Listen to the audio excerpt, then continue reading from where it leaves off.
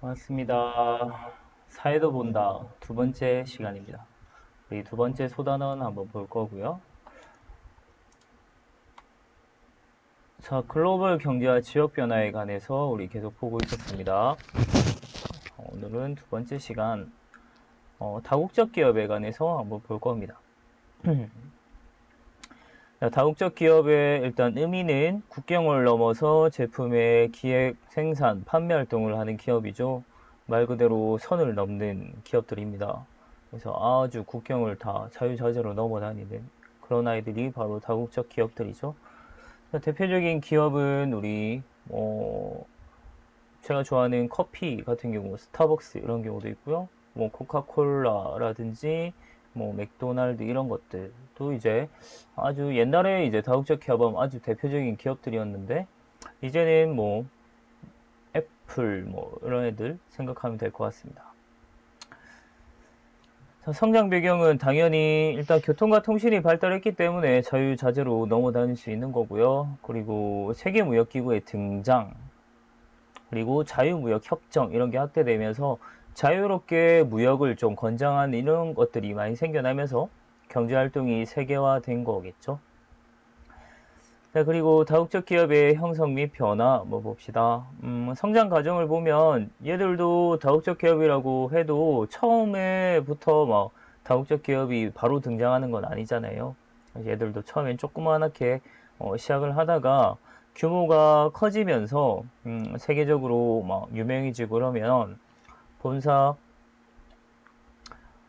연구 개발 시설 이런 데는 이제 본사가 이제 자기 이제 기업들 이제 저희 원래 처음 시작했던 나라에 본사를 두고 요 연구 개발 시설 이런 데는 자기들이 갖고 있으면서 생산 공장이나 영업 지점 이런 것들은 세계 각지로 이렇게 분산되는 이런 모습이 나타납니다. 그러면서 이제 다국적 기업들이 등장을 하게 되는 거죠. 더더욱 성장을 하게 됩니다. 자, 다국적 기업도 좀 변화가 나타나고 있습니다. 예전에는 선진국만 있었다면 이제는 개발도상국의 기업들도 다국적 기업으로 발전하는 경우가 많이 볼 수 있죠.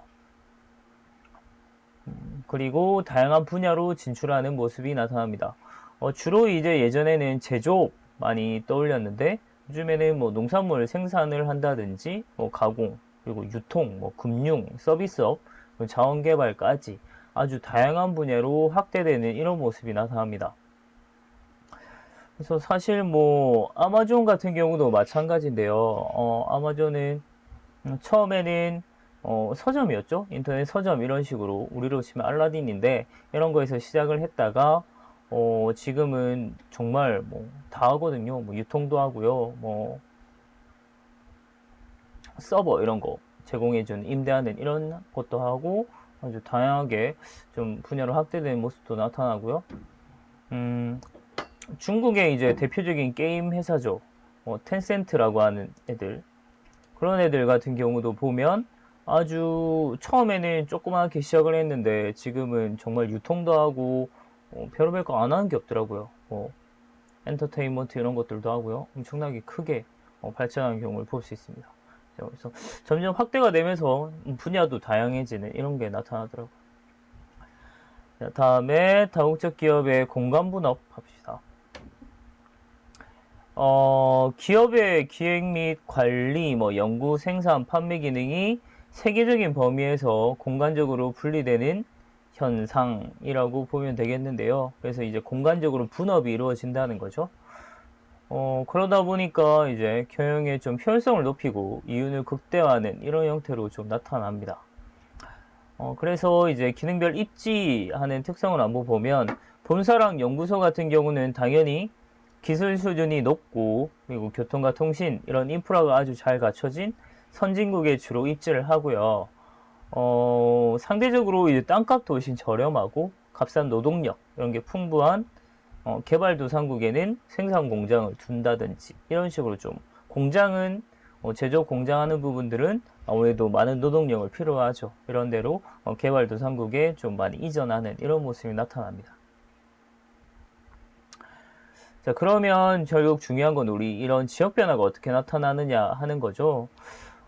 다국적 기업의 본국 같은 경우는 이거 계속 잘리네요. 그래서 공장이 다른 지역으로 이동을 하면 당연히 일자리가 감소하게 되겠죠. 일자리가 감소하고 실업자도 증가합니다. 공장이 빠져버렸으니까. 그리고 지역 경제가 다 침체되는 이런 문제가 발생을 합니다. 우리 단순하게 뭐 공장 하나 빠진다고 뭐 지역 경제가 침체될까라고 생각할 수 있겠지만, 그 공장이 빠지게 되면 공장 주변에 있던 상권들도 같이 무너지게 되는 거죠. 그 공장에 있던 사람들이, 노동자들이 먹던 뭐 식당, 음식점이라든지 뭐 주변에 다른 뭐 여러 가지 상권 이런 부분들이 같이 무너진다고 보면 돼요. 그래서 지역 경제까지도 아주 위험을 가져올 수 있는 게 이 공장의 이전이라고 하는 거죠.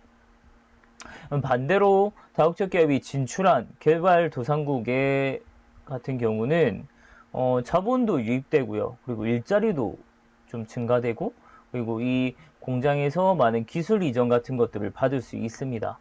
하지만 공장이 철수할 경우에는 다시 대규모 실업 및 경기 침체가 우려되는 상황이 나타날 수 있는 거죠.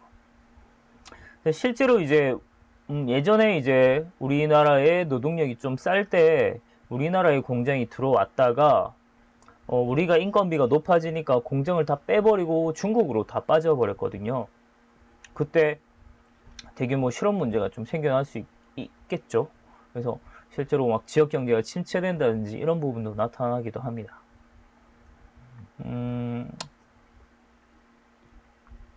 네. 다국적 기업은 뭐 요까지입니다. 엄청 짧죠? 한동안 이제 우리 이렇게 소단어 위주로 짧게 갈 거니까 아마 금방금방 끝날 수 있을 것 같습니다. 수고했습니다.